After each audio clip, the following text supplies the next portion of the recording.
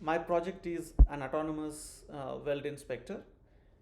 In industries, metals are used for strength and they're often fused together through the process of welding.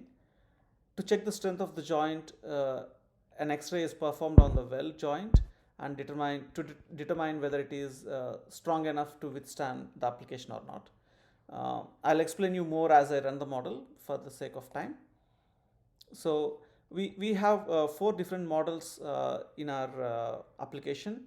2 of them are Hugging Face and one is the latest RT-DETR model.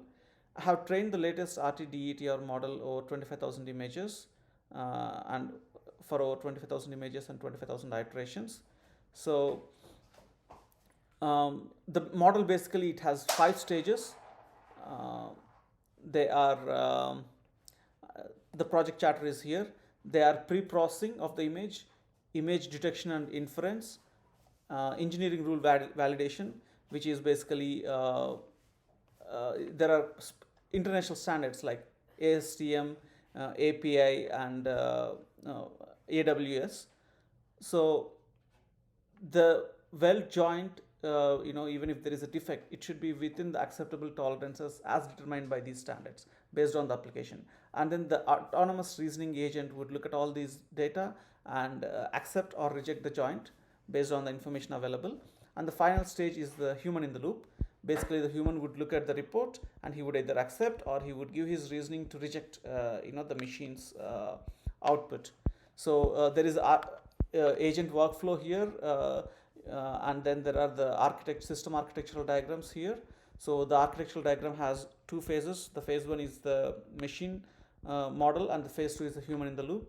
Now coming back to the model we have just ran.